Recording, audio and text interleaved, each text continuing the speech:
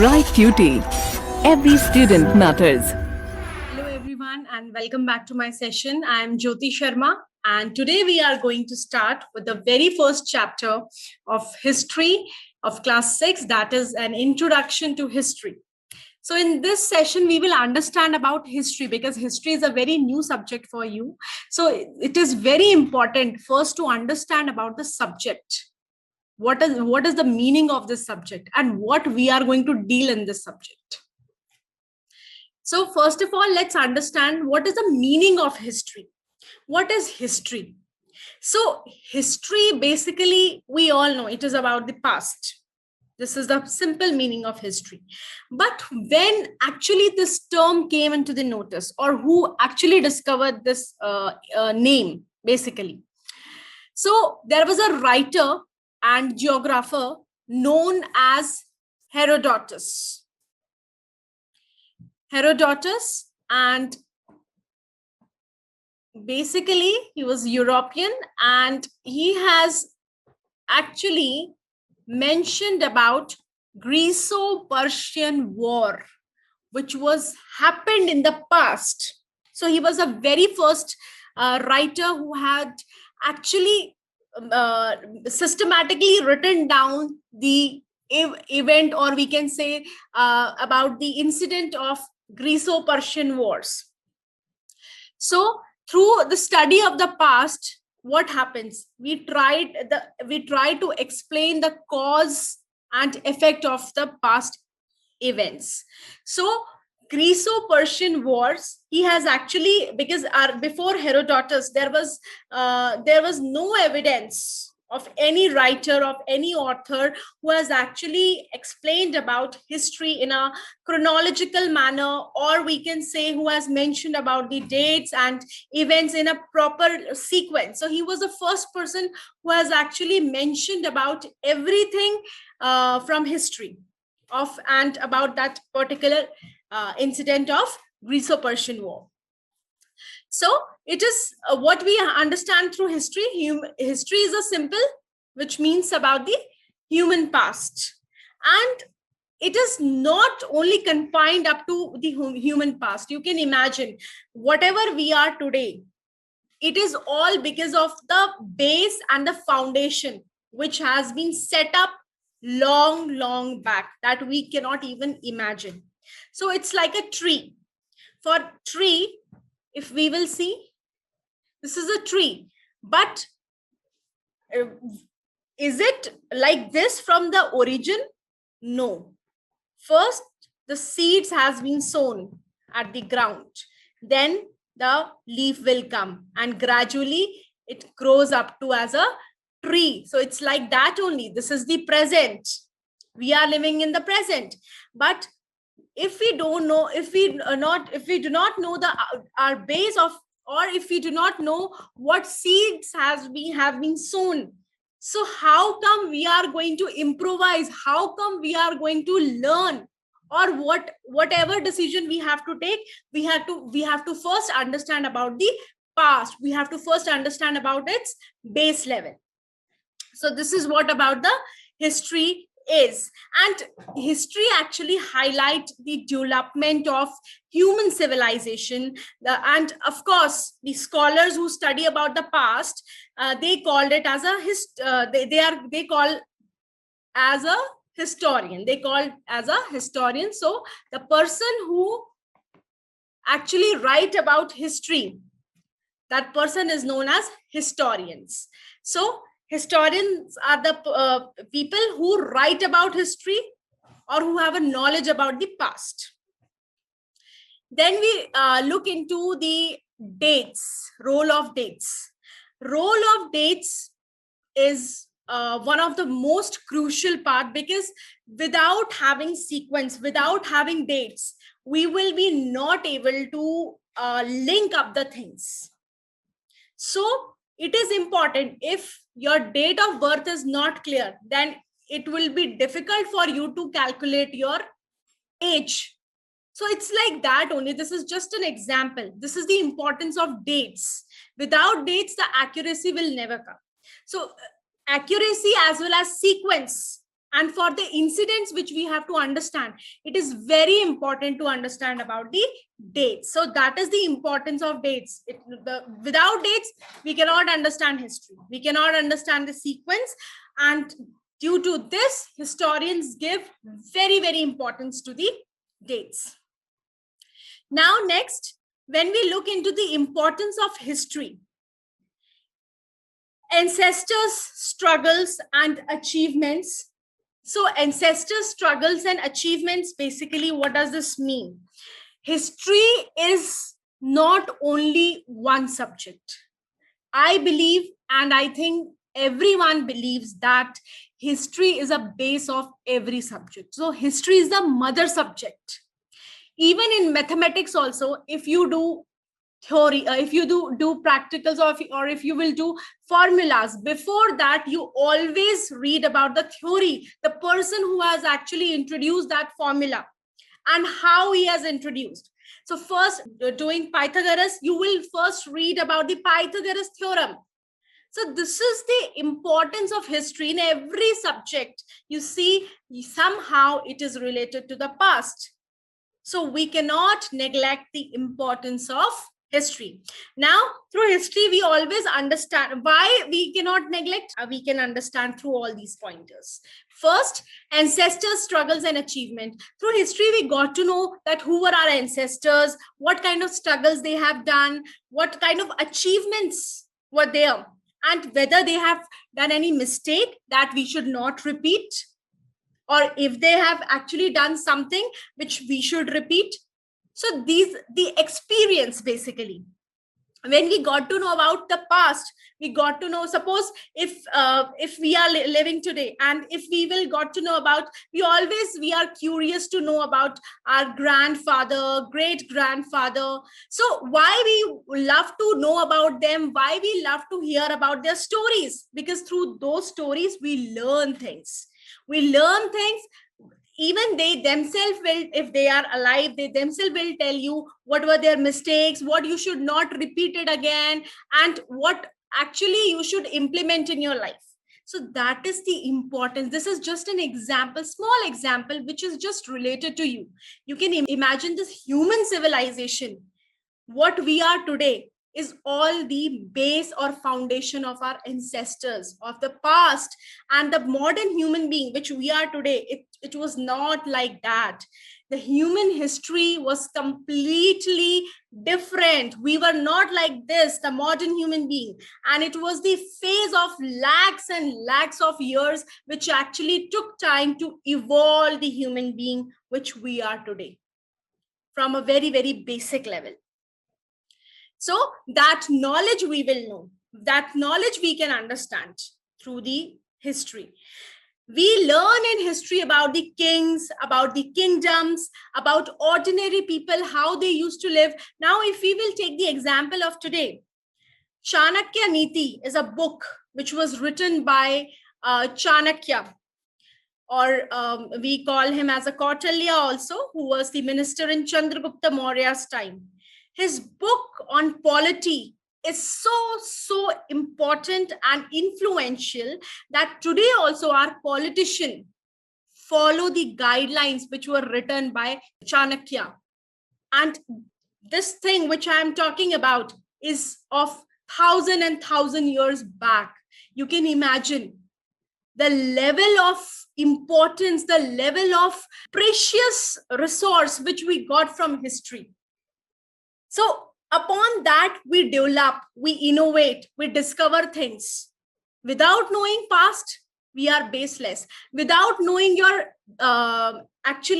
base, if you see, if you are with your name, your title comes always. Without your title, everyone will ask, what is your background? Who was your father? Who was your grandfather?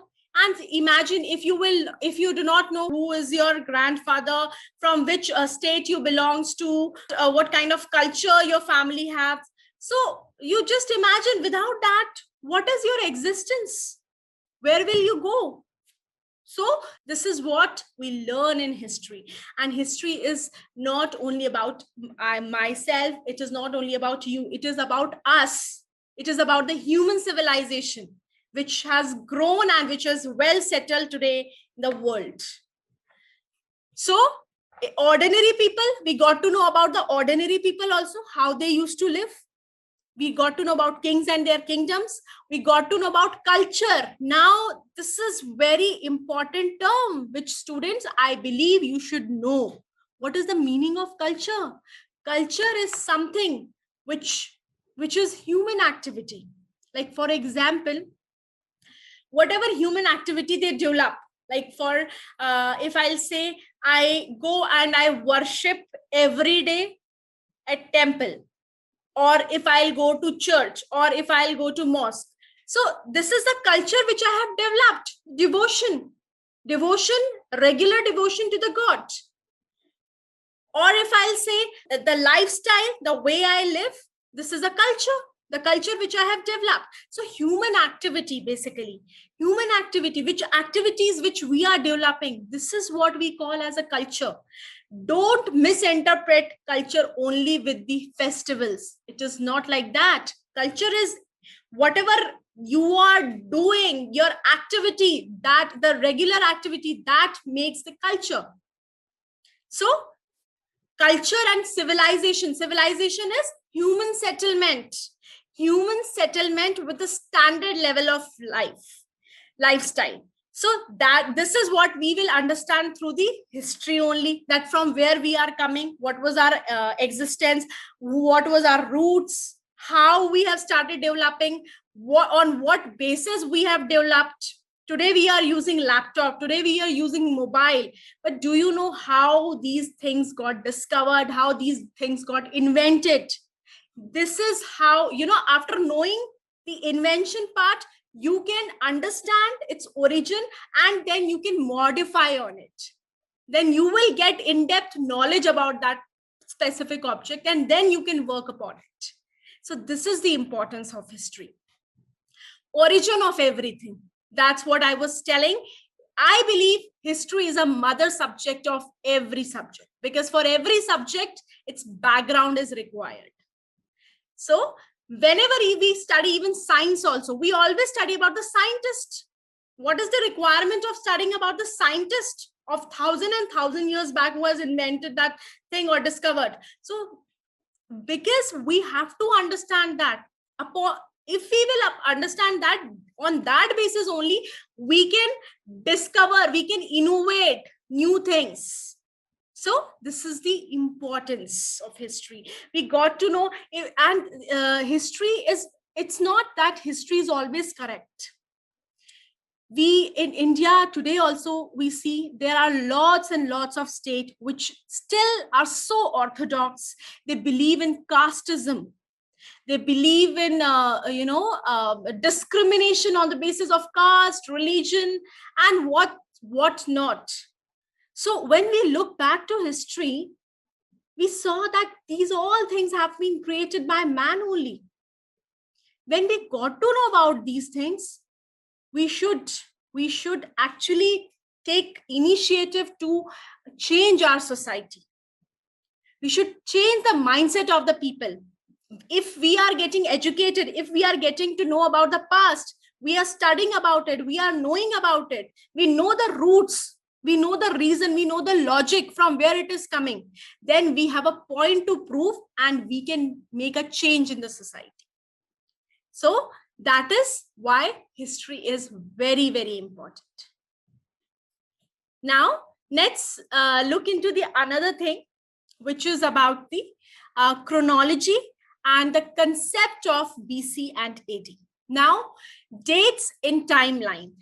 How dates are calculated, what is the sequence, this we will understand here. Chronology is something which goes in a sequence, like 1, 2, 3, 4, 5, 6. This is a sequence. So we call it as a chronology. It is here on the right hand side at the bottom. So 1, 2, 3, 4, 5, 6. This is a sequence. This is a chronology. If I will write randomly, write like for 10, 100, then 2, this is not a chronology. You will not understand what kind of pattern I am writing. So to understand history, you always should learn it in a chronological manner. Like in class 6th, you will understand history of ancient part, oldest one. Then in class 7th, you will understand about the history of medieval part, Middle Ages. Then in 8th standard, you will learn about the history of modern part. If suppose you will start reading about the modern history, you will not understand what was there in the medieval, what was there in the ancient, and all of a sudden you will see the new terms, you will see the new things, you will get clueless that what is this. So for that, the chronology is required. Now for this, we will understand the concept of BC and AD. What is this? I'm drawing a timeline map over here.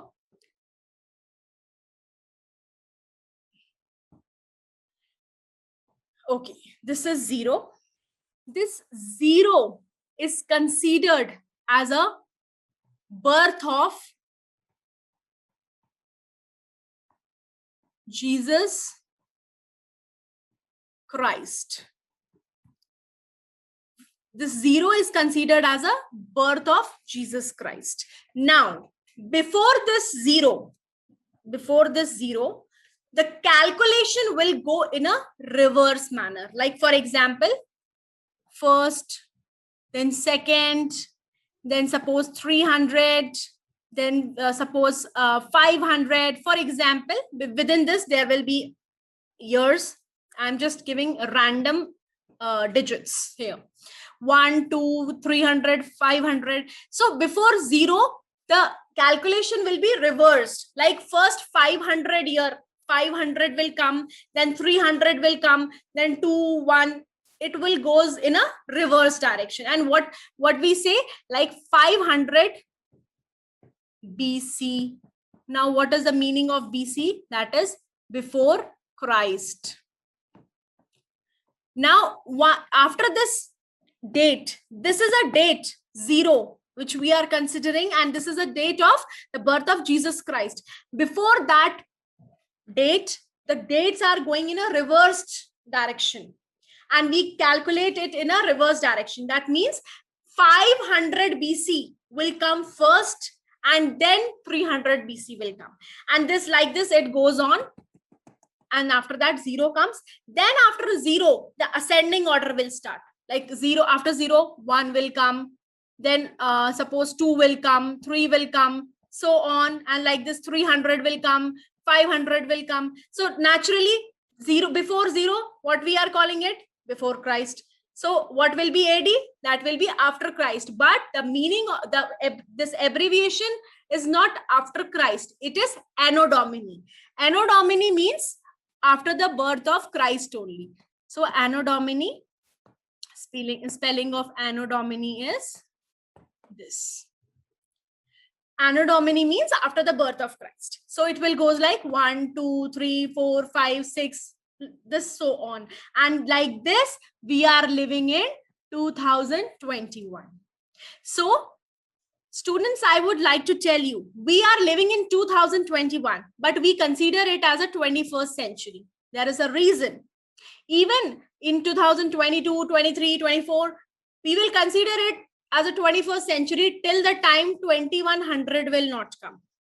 Why this is so? Because after 0, till this is 1 year, this is 2 year, this is 3 year, we will cover like this 100 years. The span of 100 years is known as century, right? So 0 to 100 will be considered as century. That is why we will call it as a first century. Although 100 after 0, 1 is coming, 2 is coming, this all will be considered as first century before completing of a century. That is why it goes in like this only in the ascending order. And due to this reason, 2021 will also become as a 21st century. So this is the reason why we call 1 century more than what we are living in the digit-wise year. So this is about the concept of timeline.